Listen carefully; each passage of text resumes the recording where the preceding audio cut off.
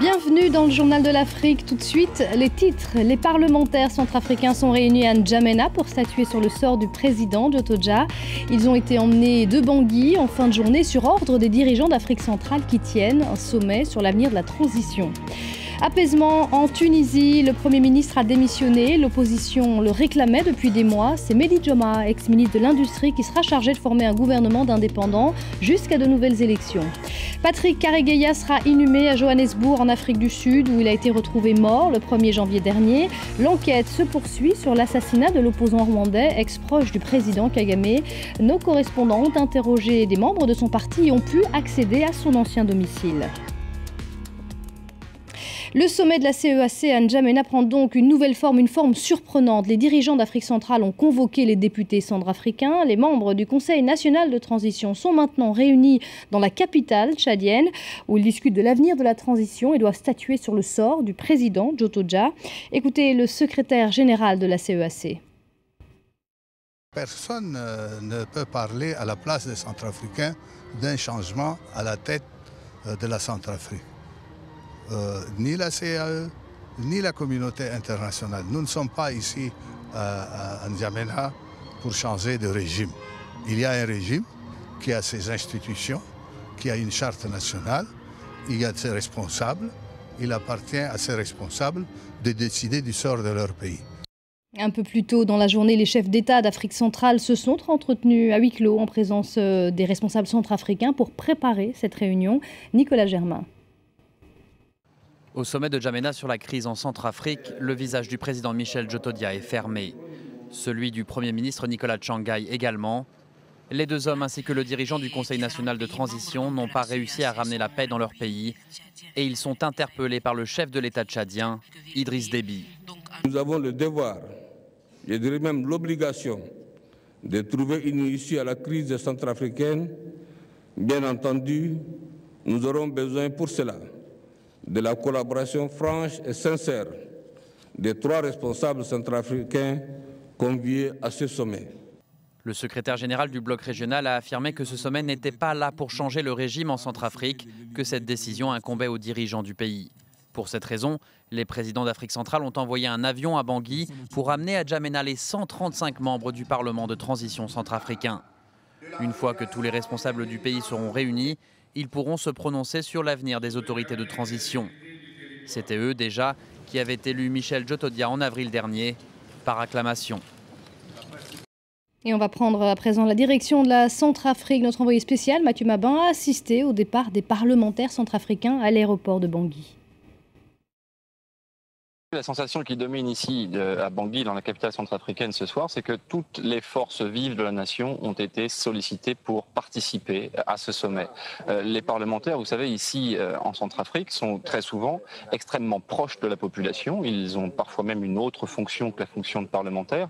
Nous avons échangé avec l'un d'entre eux aujourd'hui, qui est ni plus ni moins celui qui se présente comme l'un des coordonnateurs des anti-Balaka. Vous savez, ces milices d'autodéfense qui ont donné tant de fil à retordre au gouvernement de Nicolas Tshangai et à l'État centrafricain au cours des dernières semaines. C'est donc une foule assez importante qui s'est présentée devant cet avion, assez surprise d'ailleurs, qui n'avait pas été prévenue. Ils ne s'attendaient pas à être invités par la présidence tchadienne et par les membres de la CEAC à être associés au débat. On a vraiment l'impression qu'il y a une sorte de mobilisation générale ici et que la parole de tous compte, ce qui a dû surprendre un tout petit peu Michel Jotodia et le Premier ministre Nicolas Tshangai, puisque ça n'était encore une fois absolument pas prévu. Chacun devra s'exprimer lors des consultations.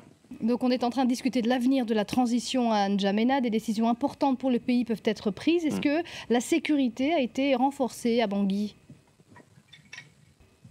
Oui, la sécurité a été renforcée effectivement, puisque même s'il n'y a pas de vacances du pouvoir à proprement parler, de nombreux ministres sont toujours en poste ici à Bangui au moment où je vous parle. Il est évident que c'est une période de fragilité pour la nation.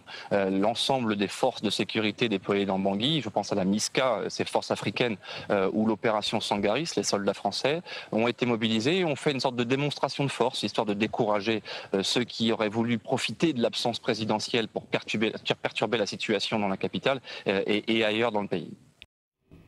Cela faisait des mois que l'opposition le réclamait en Tunisie. Le Premier ministre Ali Larayed a démissionné. Depuis les assassinats d'opposants en juillet dernier, la situation politique était complètement bloquée. Finalement, un accord a été trouvé. Une instance de supervision des élections a été mise sur pied. La Constitution est en cours d'adoption. Et c'est l'ex-ministre de l'Industrie, Mehdi Djoma, qui sera chargé de former un cabinet d'indépendants jusqu'à des élections générales en 2014. Un apaisement donc sur le front politique, mais les tensions sociales, elles, restent vives. Des manifestations violentes ont eu lieu aujourd'hui. Écoutez Camina France, elle est notre correspondante à Tunis. Il y a eu des affrontements dans la région de Kasserine à l'ouest, des postes de police, banques, postes des impôts également brûlés la nuit dernière. De nouveau heure aujourd'hui à Kasserine dans un quartier populaire. Et puis ces affrontements avec la police dans la région de Sidi Bouzid, dans l'intérieur du pays. Les habitants en fait protestent contre leurs conditions de vie et puis surtout contre des taxes, des impôts sur les transports. Et face à ces réactions, Ali Larayed a annoncé que ces taxes étaient suspendues et il l'a dit.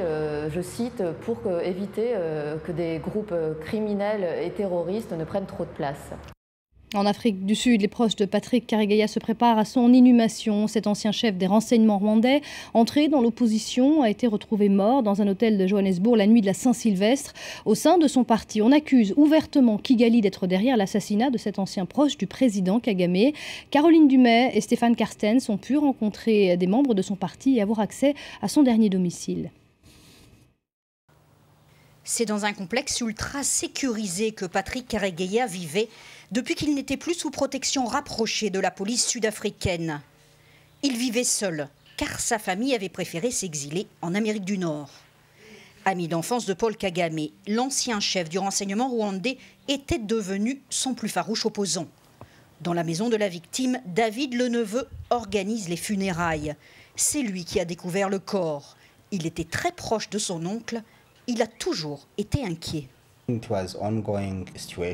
C'était en permanence. On est tous inquiets et aujourd'hui encore, je pense que ma vie est en danger. Je savais que la sienne était en danger et on a tout fait pour minimiser le risque. Mais quoi qu'il en soit, ils savaient ce qu'ils faisaient et ils savaient comment faire. Et ils l'ont fait. C'est vraiment très perturbant. Il était allé chercher un vieil ami de passage à Johannesburg. Il lui avait même réservé une suite dans cet hôtel de luxe. Et c'est là, au 9e étage, qu'il a été trahi et retrouvé étranglé.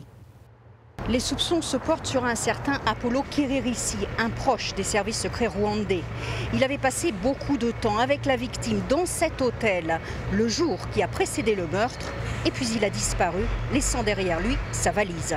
Les services spéciaux sud-africains sont à ses trousses. Dans la communauté rwandaise, on est consterné. Il était aussi le père fondateur du Congrès national rwandais.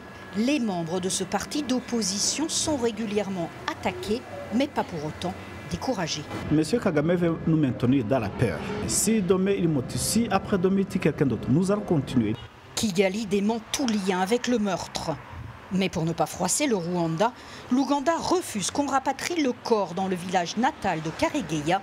Les funérailles se dérouleront en Afrique du Sud. Il l'avait promis lors du sommet Afrique-Japon en juin dernier. Le Premier ministre japonais a débuté une tournée africaine dans un contexte de compétition avec la Chine autour des ressources énergétiques du continent. Shinzo Abe qui doit se rendre en Côte d'Ivoire, en Éthiopie et au Mozambique. L'ancienne colonie portugaise regorge de ressources naturelles, du charbon, du pétrole et surtout du gaz. D'ici 10 ans, le pays pourrait devenir le 4e ou 5e producteur de gaz dans le monde. Du coup, les investisseurs se pressent à Maputo, une capitale en pleine expansion qui change de visage. Reste à voir à qui profite la croissance. Ici, il y a encore 3 ans, très peu de voitures circulaient. Aujourd'hui, le trafic est devenu dense.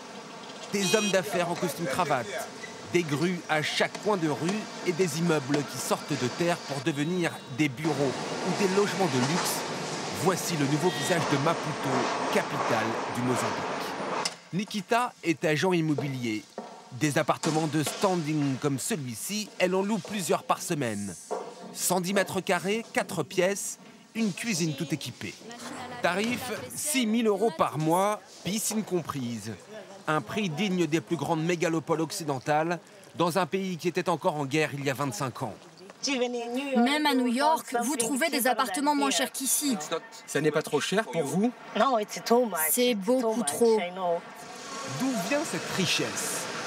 Pour le comprendre, nous sommes allés au nord du pays, sur la plus grande mine de charbon jamais découverte. 10% des réserves mondiales, 25 km², l'équivalent d'un quart de la surface d'une ville comme Paris. Mais ce n'est pas tout. Au large de ses côtes, le Mozambique vient de découvrir l'un des plus importants gisements de gaz naturel au monde. Un Eldorado qui attire les investisseurs du monde entier. Un boom économique phénoménal. Mais pour qui? À quelques mètres de là, l'envers du décor. Le Mozambique est le 3e pays le plus pauvre au monde. Quand on parle de croissance économique, cet habitant a du mal à le croire. Il y a encore des gens qui n'ont pas même la possibilité d'avoir un repas par jour. C'est ça que je te dis. Est-ce qu'avoir des immeubles, tant des immeubles, c'est ça la richesse? L'enjeu aujourd'hui, c'est de savoir si le Mozambique sera capable d'utiliser ces nouvelles ressources pour développer le pays, construire des routes, des hôpitaux, des écoles, mais surtout former les jeunes Mozambicains. En somme, que ce cadeau du sous-sol profite à l'ensemble de la population et pas seulement à une poignée de privilégiés. Et ça y est, c'est la fin du suspense. On connaît le nom du joueur africain de l'année. La Fédération africaine de football l'a annoncé ce soir à Lagos, au Nigeria. Et c'est le milieu ivoirien Yaya Touré qui a été désigné. Il était le favori, le joueur de Manchester City, est déjà double lauréat de ce prix en 2011 et 2012. Et il égale donc le record de sacres consécutifs de Samuel Eto'o. Yaya Touré qui a été préféré à l'autre star ivoirienne, Didier Drogba. Et c'est la fin de ce journal de l'Afrique. Restez avec nous tout de suite. Aude Le Christ revient pour la suite de Paris Direct.